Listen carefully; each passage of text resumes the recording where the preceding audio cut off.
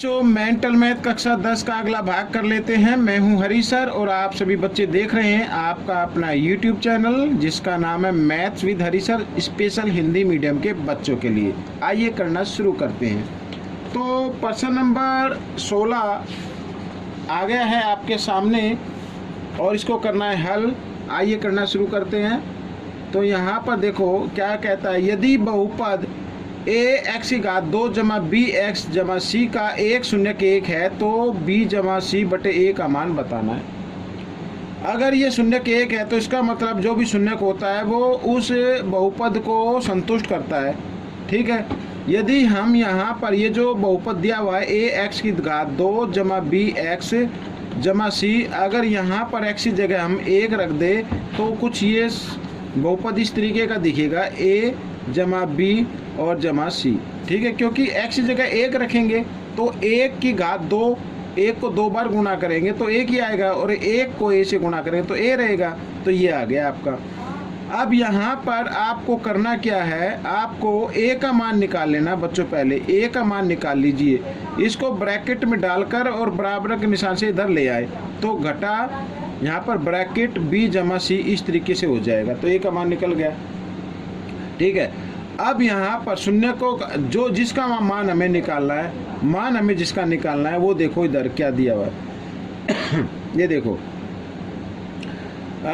b जमा सी बटे ए का मान निकालना है और इसको हम लिख सकते हैं b बटे ए जमा सी बटे ए लिखा जा सकता है इस। ठीक है, इस समीकरण को इस समीकरण में लिखा जा सकता है, कोई दिक्कत नहीं है। अब आपको क्या करना है, जहाँ पर a लिखा हुआ है वहाँ पर a का मान रखना है और जहाँ पर b लिखा हुआ तो b रहने देना, कोई दिक्कत नहीं है। ठीक है, आइए करना शुरू करते हैं। तो बच्चों यहाँ पर देखो, अब मैं इधर लिख लेता हूँ b और a की जगह a का मान लिखना है। घटा का निशान है, घटा के निशान को ऊपर डाल दीजिए और b जमा सी इस तरीके से आ जाएगा। ठीक है, अब ये जमा का निशान है, जमा का निशान लगा दीजिए। अब यहाँ पर c है तो c डाल दीजिए और a की जगह a का मान इस घटा के निशान को ऊपर लगा लेते हैं इस तरीके से और b जमा सी ऐसे हम इसको लिख लेते हैं। अब बच्चों देखो दोनों के हर एक जैसे आ गए, इनमें से एक हर ले लेना है आपको b जमा सी और अंश को क्या करना है, निशान के अनुसार हल कर देना है। यहाँ पर घटा b है और यहाँ पर घटा जमा घटा घटा c हो जाएगा। अब क्या करना है, घटा के निशान को कॉमन ले लीजिए, बेनिस्ट ले लीजिए तो ऊपर आ जाएगा b जमा सी और नीचे तो है ही b जमा सी और b जमा सी से b जमा सी यहाँ पर कैंसिल हो गया, डिवाइड हो गया तो 1 आ गया। तो यहाँ पर बच्चों घटा 1। तो इस समीकरण को जब हमने हल किया तो उत्तर कितना आता है, घटा 1। तो यही आपका उत्तर रहेगा। ठीक है, आइए करते हैं प्रश्न नंबर 17। प्रश्न नंबर 17 क्या कहता है, देखो कहता है यदि बहुपद a जमा 1 की घात x की घात 2 जमा 2a जमा 3x और जमा 3a जमा 4 के शून्यकों का योग घटा 1 है, योग दिया हुआ है तो a का मान बताना है। अब शून्यकों का योगफल क्या होता है बच्चों, घटा b बटे a होता है, यही तो होता है। घटा b का मतलब घटा का निशान और b क्या है, यहाँ पर ये ब्रैकेट में डाल लेता हूँ 2a जमा 3 और a क्या है a जमा 1, ये होता है। ठीक है, लेकिन ये योगफल होता है, योगफल तो दिया हुआ है घटा 1 तो हम क्या करेंगे, घटा 1 को बराबर में रख देंगे ऐसे। ठीक है, अब क्या करना है, अब आपको इसके नीचे 1 मानते हुए घटा 1 के नीचे 1 हर के रूप में ले लो और साथ में क्रॉस में गुणा कर दो आप। अब 1 से गुणा करेंगे तो यही संख्या रहेगी, लेकिन ब्रैकेट खोल देंगे तो घटा 2a और घटा जमा घटा घटा 3। ठीक है, इस तरीके से। और ये भी 1 से गुणा करें तो यही नंबर आएगा, लेकिन निशान बदल जाएगा क्योंकि ये घटा का निशान है तो घटा a और घटा 1 हो जाएगा। अब क्या करना है आपको, अब a वाले जो पद होते हैं उनको एक तरफ ले आए। ठीक है, यानी कि आपको क्या करना, बाएं तरफ ले आना है। 2a ये घटा a इधर आकर ये जमा a हो जाएगा, बराबर के निशान घटा 1 और ये घटा 3 है, जब इसको दाईं तरफ लेके आएंगे तो ये जमा का हो जाएगा ऐसे। अब घटा जमा घटा 2a में से 1a घटा देंगे तो 1a आएगा और वो भी घटा का आएगा क्योंकि बड़े नंबर के सामने घटा का निशान है। ठीक है, अब यहाँ पर ये भी जमा और जमा 3 और घटा 1, घटा जमा घटा होते हैं, 3 में से 1 घटा देंगे तो 2 आ जाएगा। अब क्या करना है, अब a बराबर ये घटा का निशान यहाँ पर लगा देना है आपको, तो 2 के सामने, तो ये आपका उत्तर आ गया और ए का मान निकल कर आ गया। ठीक है बच्चों, ये प्रश्न आपका हल हो गया। आइए करते हैं अगला प्रश्न नंबर 18। तो प्रश्न नंबर 18 यहाँ पर मैंने पहले से लिख के रखा हुआ है, ये कर लेते हैं। अभी देखता हूँ किधर गया, ये रहा प्रश्न नंबर 18, ये रहा। ठीक है आपके सामने। अब प्रश्न नंबर 18 क्या कहता है, देखो, यदि द्विघात बहुपद 3x की घात 2 घटाए k x जमा 6 के शून्यकों का योग 3 है। अब यहाँ पर शून्यकों का योग दिया हुआ है, तो k का मान बताना है। अब शून्यकों का योग होता क्या है, मैं आपको बताता हूँ। शून्यकों का योगफल अगर हम निकालें, शून्यकों का योगफल, शून्यकों का योगफल निकाले तो क्या होगा, घटा b बटे a होगा। ठीक है, और घटा यहाँ पर घटा b क्या है, घटा k है, तो घटा k को इस तरीके से रखेंगे। a क्या है, 3 है, तो यहाँ पर 3 रखना है, और घटा घटा जमा हो जाएगा, जमा यानी k बटे 3 हो जाएगा। ये योगफल होता है। लेकिन यहाँ पर तो योगफल दिया हुआ है पहले से ही, तो इसका मतलब हुआ कि जो हमारा योगफल आया है और जो योगफल दिया हुआ, दोनों को हम बराबर रख देंगे। अब k का मान निकालना, इसके नीचे आप 1 मान सकते हैं चाहे तो। k का मान निकालना, तो 3 इधर भाग में, इधर आकर ये गुणा में हो जाए, 3 3 9, तो k का मान बच्चों ये आ गया, ये आपका उत्तर निकल गया। आइए करते हैं अगला प्रश्न, प्रश्न नंबर 19। अब कहता है बहुपद बताओ जिसके शून्यक बहुपद, यहाँ पर ये बहुपद दिया हो कि शून्यकों के व्युत्क्रम हो, यानी इसके जो शून्यक निकलेंगे उसके शून्यकों का जो व्युत्क्रम होगा उनका बहुपद बनाना है। ठीक है, तो यहाँ पर हम मान लेते हैं, माना इसके जो शून्यक है वो अल्फा प्लस बीटा है। ठीक है, ये शून्यकों का योगफल आ गया। शून्यकों का योगफल क्या होता है बच्चों, घटा b बटे a होता है। और शून्यकों का गुणनफल क्या होगा बच्चों, यहाँ पर a b हो गया ना, तो ये c बटे a होगा। ठीक है, ये होगा। अब यहाँ पर हमें एक ऐसा बहुपद बताना है जिसके शून्यक जो होंगे, या तो ये शून्यक हो गए, वो उसके व्युत्क्रम होंगे, यानी इस शून्यक के क्या होंगे, व्युत्क्रम होंगे। आइए व्युत्क्रम कर लेते, तो 1 बटा a आ जाएगा इधर, और इधर 1 बटा b। आप चाहे तो 1 बटा अल्फा बोल सकते हैं, 1 बटा बीटा भी बोल सकते हैं, ए भी बोल लीजिए, कोई फर्क नहीं पड़ता, आपको तो हल करना है।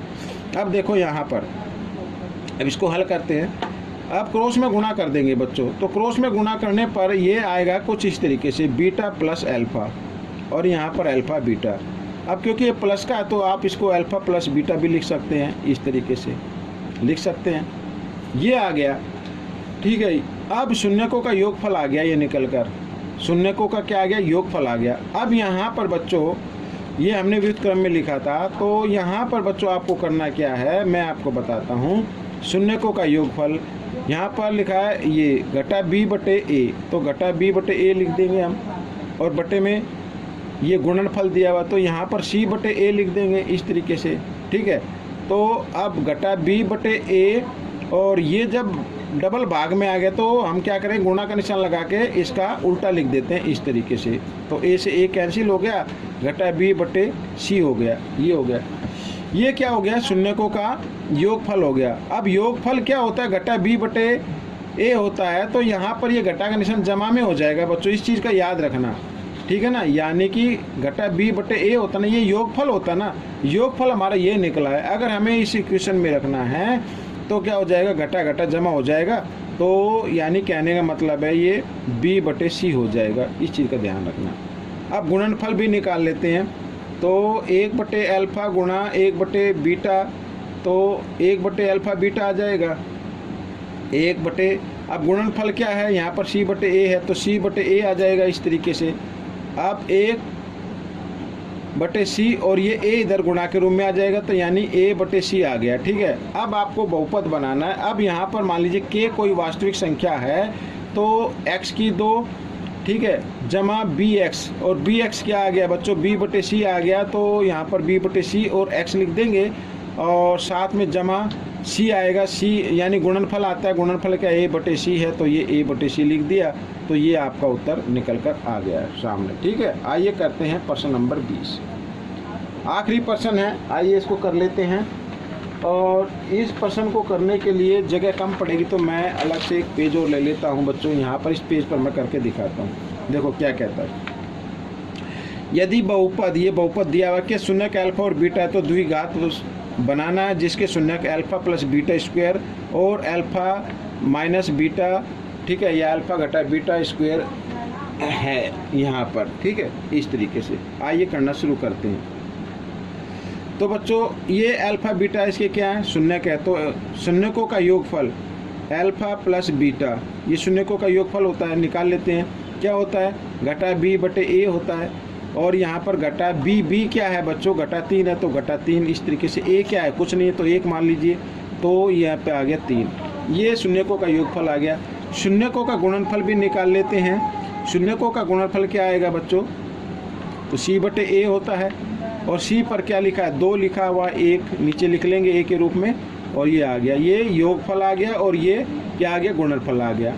अब हमें द्विघात समीकरण बनाना है या बहुपद बनाना है जिसके शून्यक दिए हुए हैं। अब यहाँ पर बच्चों अल्फ़ा प्लस बीटा ये पहला शून्यक है, और शून्यकों का योगफल अगर हम निकाले, यहाँ पर योगफल अगर निकाले, क्योंकि योगफल तो निकालना पड़ेगा ना, जैसे अभी निकाला है, तो योगफल दूसरे जो बहुपद बना रहे हैं उसका भी योगफल निकालना पड़ेगा। ये शून्यक हो गए, तो योगफल निकाले, पहला शून्यक जमा दूसरा शून्यक।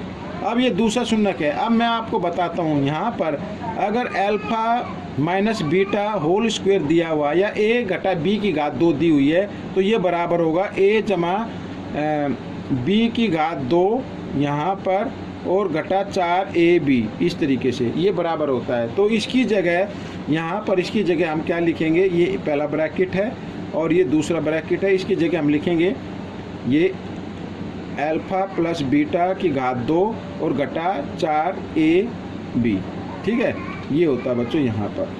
तो याद रखना, जब भी कभी आपको चेंज करना हो तो ये ए घटा बी की घात 2 बराबर होगी इसके, ठीक है, तो ये याद रखना।